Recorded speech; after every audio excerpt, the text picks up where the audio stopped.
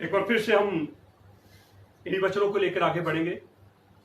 और क्योंकि मैं चाहता था कि इसको हम पार्ट में तब्दील करें, क्योंकि अगर बहुत लंबा हो जाएगा तो YouTube के ऊपर हम जो वीडियो डालते हैं तो फिर वो ज़्यादा लंबी बहुत सारे लोग नहीं पसंद करते हैं, इसलिए शॉर्ट में लोग देख लेते हैं। तो मैं बात कर रहा था कि जब अकाल बैतलहम के अंदर आया हुआ है और वो अकाल के डर से मुआब में नहीं गए, बल्कि वो तो बिजनेस करने के लिए मुआब में जा गए हैं। और उस फैमिली के अंदर मैंने आपको बताया एलीमेलेक है, न्योमी है, मिलोन है, केलोन है। और जब ये वहां गए हैं तो वहां पर ये तो सेटल हो गए वहां पर, और अपने बच्चों की शादी भी कर दी, दोनों बेटों की शादी कर दी।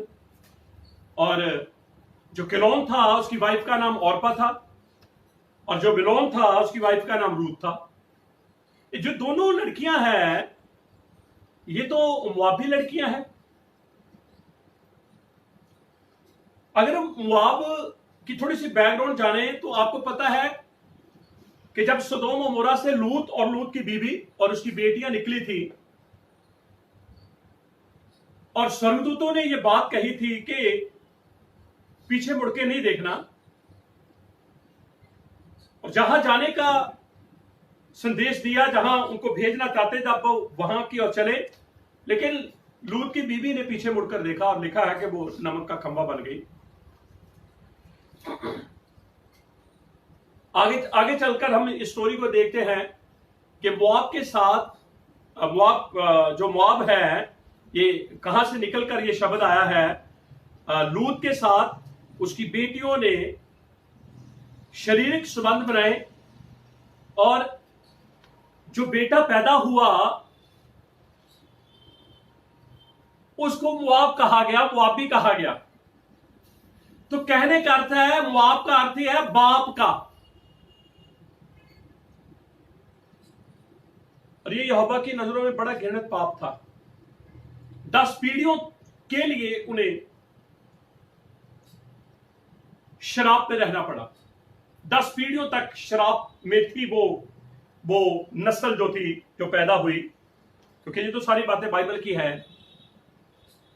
पर यहां पर जो एलीमेलेक है वो एक आशीष शहर को, नगर को छोड़कर एक शराबी शहर में जा रहा है, और वहां पर फिर वो रिश्ते बना रहा है, जहां वहां पर बिजनेस शुरू कर रहा है, जहां पर वो फैसला ले रहा है कि मुझे यहीं रहना है। तो प्रियजनों, एलीमेलेक ने अपने दोनों बेटों की शादी की, मिलोन की शादी रूत के साथ, केलोन की शादी औरपा के साथ। आप जानते हैं सारी बातों को।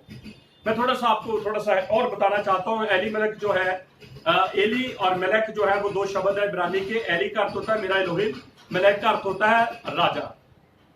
मेरा इलोहिम, मेरा राजा। न्योमी का अर्थ होता है बहुत ही खुश नसीब, और रूत का अर्थ होता है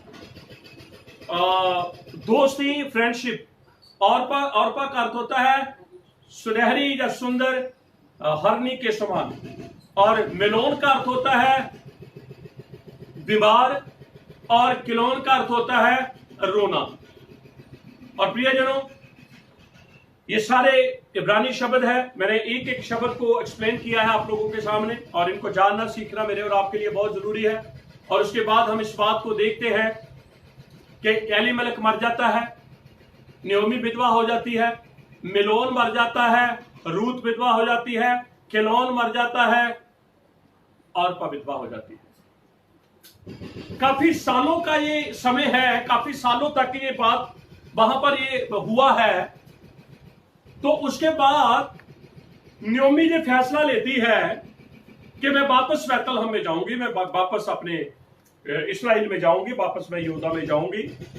तो जब ये फैसला लेती है, उन दिनों के अंदर पेंतिकोस्त का पर्व है, क्योंकि यहूदियों के लिए ये यहोवा का नियम था कि वो जमीन के ऊपर जहां कहीं भी होंगे, ऐसे 3 पर्व हैं जिनके अंदर यहूदियों को यरूशलेम में वापस आना होता है।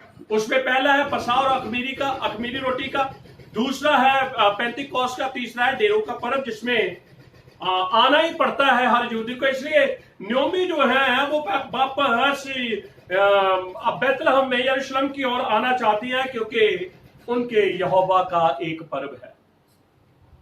प्रियजनों, यहाँ पर हम बहुत एक बड़ी बात को जो हमारे लिए नसीहत के लिए हम उसे सीखते हैं, और ये बात जो है अगर आप सुने और सीखें तो ये बात जो है औरपा और रूत के बारे में है।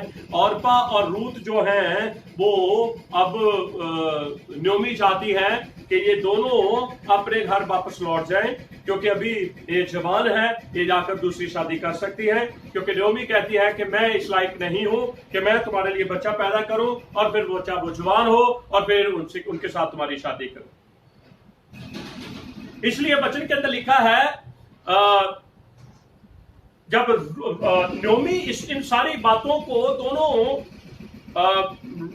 उन जवान औरतों के सामने रखती हैं, रूत के सामने, औरपा के सामने। अब दोनों ने फैसला लेना है। अब फैसले के अंदर औरपा जो है वो ये फैसला लेती है कि हाँ, मैं वापस जाऊंगी अपने परिवार में, हाँ मैं वापस जाऊंगी अपने मबूदों में, अपने देवी देवताओं में। लेकिन रूत जो फैसला लेती है वो ये कहती है कि मैं नयोमी के साथ रहूंगी, मैं नयोमी के पास जाऊंगी, मैं नयोमी जहां रहेगी मैं वहीं रहूंगी। मैं एक तो वचन आपको पढ़ के सुनाना चाहता हूं। रूत 1:16 वचन के अंदर इस बात को ऐसे लिखा है, रूत बोली, तू मुझसे ये विनती ना कर कि मुझे त्याग व छोड़कर लौट जा, क्योंकि जिधर तू जाए उधर मैं भी जाऊंगी, जहां तू टिके वहां मैं भी टिकूंगी। तेरे लोग मेरे लोग होंगे, तेरा इलोहिम मेरा इलोहिम होगा।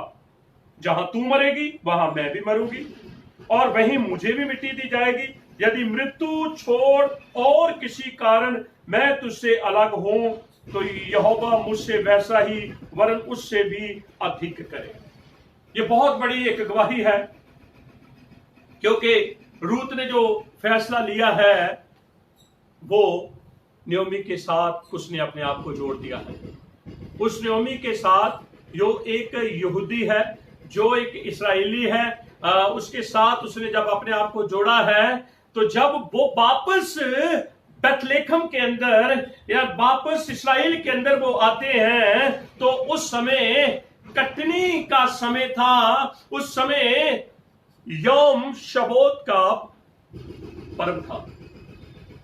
इसीलिए यौम शबोत के अंदर, पेंतिकोस के दिनों के अंदर रूत की किताब का अध्ययन करते हैं, रूत की किताब को रीड करते हैं, रूत की किताब को वो पढ़ते हैं।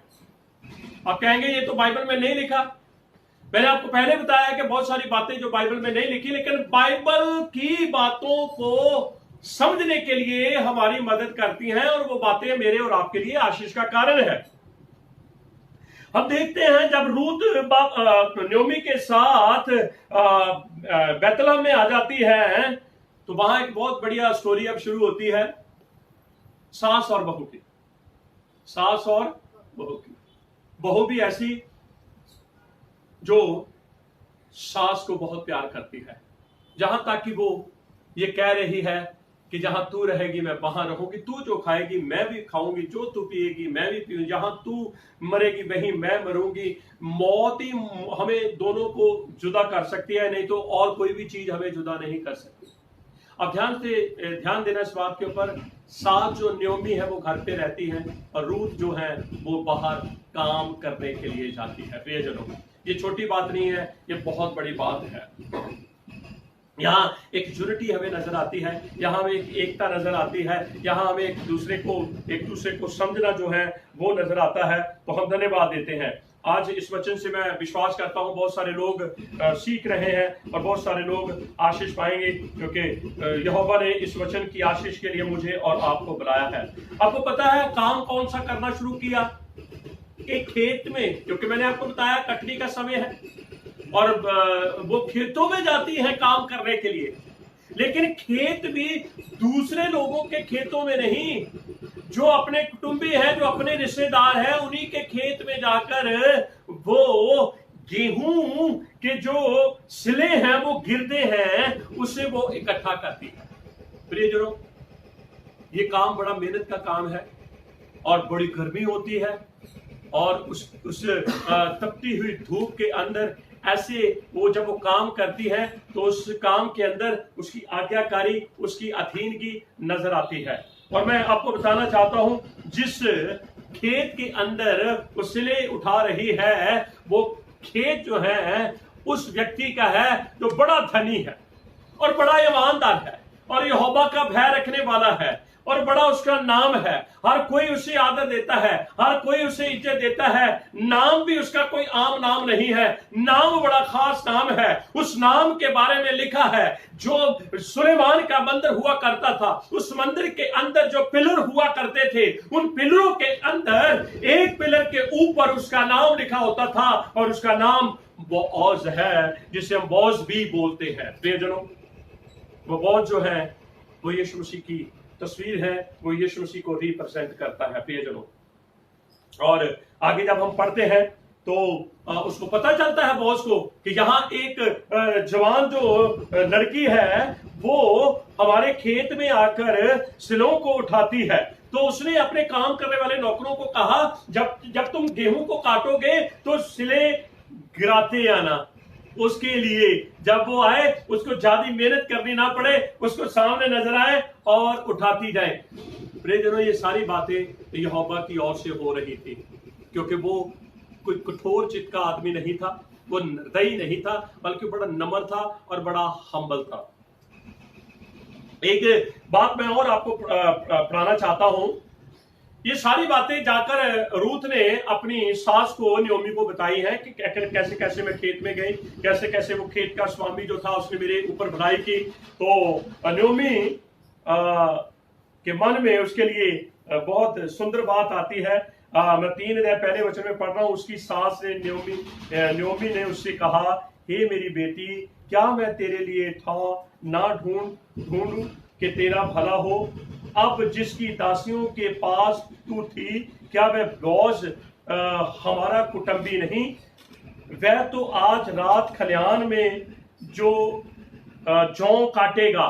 लिखा है कि वो उस कटनी के समय बोअज जो होगा उसी समय उस खेत में होगा जहां पर कटनी कट रही है। तो सास रूथ को एक बहुत बड़ा मशवरा देती है।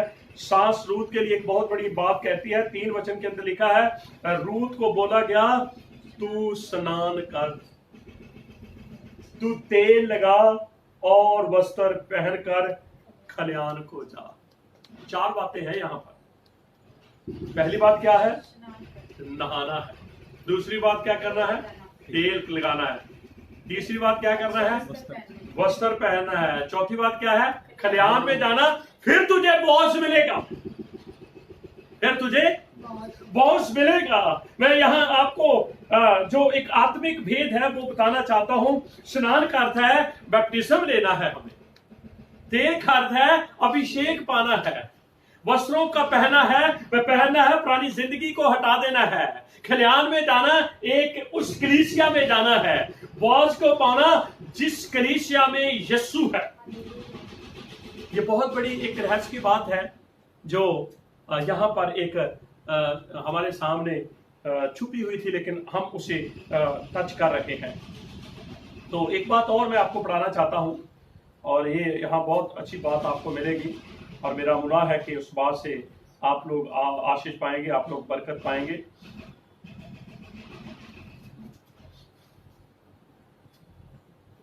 एक बात है रूथ 2 अध्याय 8 वचन के अंदर। ये बात कई दफा थोड़ी सी चुभन की बात है, लोगों को ये अजीब सी लगती है।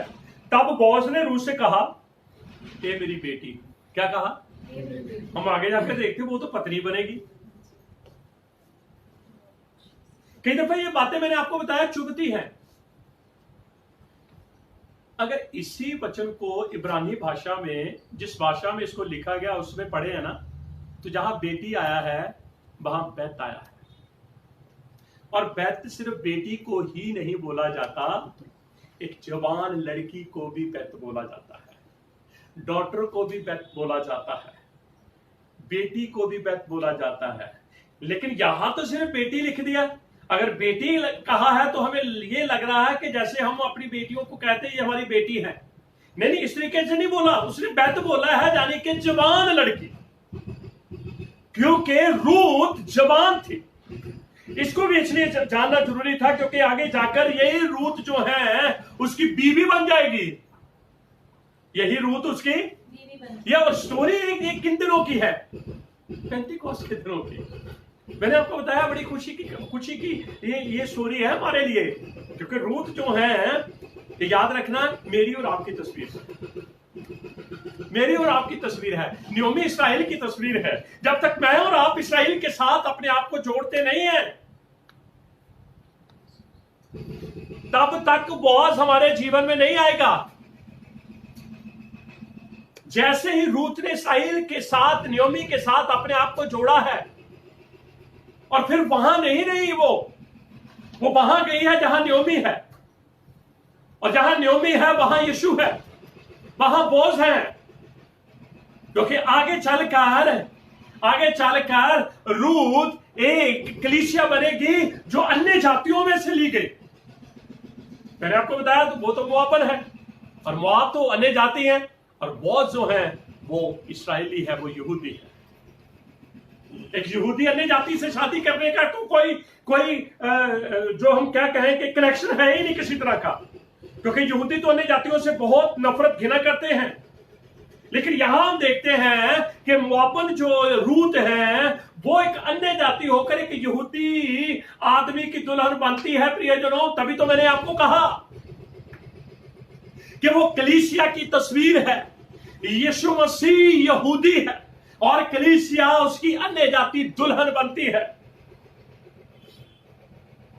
पेंटिकोस्ट के दिन क्या हुआ? यही तो बात हुई, क्योंकि वो कलीसिया दुल्हन जिन्होंने वचन की सामर्थ पाई, जिनके ऊपर वचन उतरा और जिन्होंने वचन को बोलना शुरू किया, क्योंकि उन दिनों के अंदर और बहुत सारी ऐसी घटना घटी जिसके कारण बहुत सारे लोग यीशु मसीह के पास आते गए, और कलीसिया, छोटी कलीसिया बड़ी कलीसिया होती गई, बड़ी कलीसिया होती गई, और आज पूरी मानव जाति के ऊपर कलीसिया यीशु की दुल्हन पाई जाती है।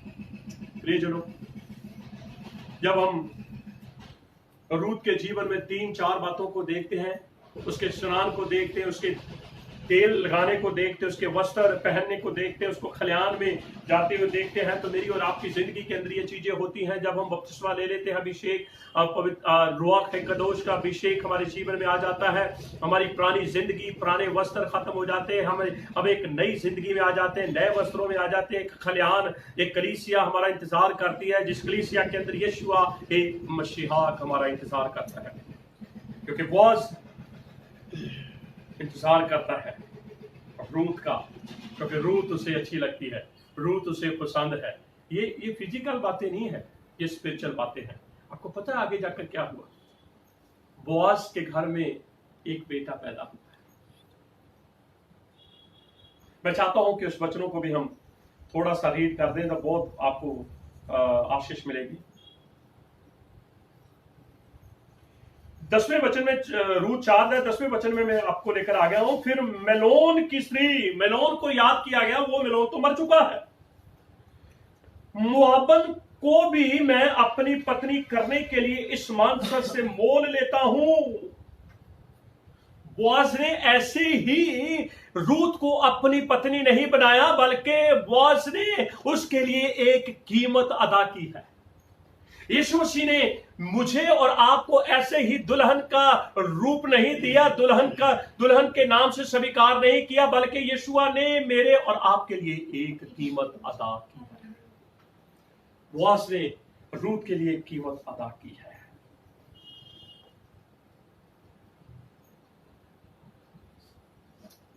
थोड़ा सा मैं और आगे पढ़ूंगा और उन बातों से आप आशीष पाएंगे।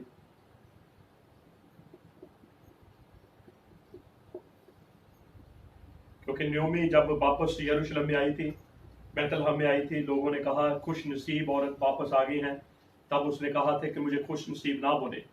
सुने ध्यान से, मैं 10 वचन से फिर पढ़ रहा हूं। फिर मेलोन की स्त्री रूत मोआबन को भी मैं अपनी पत्नी करने के लिए इस मंशा से मोल लेता हूं। ये बॉस कह रहा है कि मरे हुओं का नाम उसके निज भाग पर स्थिर करूं, कहीं ऐसा ना हो कि मरे हुए का नाम उसके भाइयों में से और उसके स्थान के फाटक से मिट जाए। तुम लोग आज साक्षी ठहरे हो। तब फाटक के पास जितने लोग थे उन्होंने और वृद्ध लोगों ने कहा, हम साक्षी हैं। ये जो स्त्री तेरे घर में आती है उसको यहोवा इस्राएल के घराने की दो उपजाने वाली राहेल और लेहा के समान करे, और तू अफ्राता में वीरता करे, और तू बेथलेहम में तेरा बड़ा नाम हो। आपको पता है, तू 2 ब्लेसिंग दी है उन प्राचीनों ने, बुजुर्गों ने 2 ब्लेसिंग दी है। कौन कौन सी ब्लेसिंग? लेया की ब्लेसिंग और राखेल की ब्लेसिंग। लेया और राखेल की क्या क्या है ब्लेसिंग? आपको पता है, 12 बेटों की वो माए है। कितनी बड़ी आशीष दी गई है। और जो संतान यहोवा इस जवान स्त्री के द्वारा तुझे दे, उसके कारण से तेरा घराना पेरेस का सा हो जाए, तू जो तमार से यहूदा के द्वारा उत्पन्न हुआ।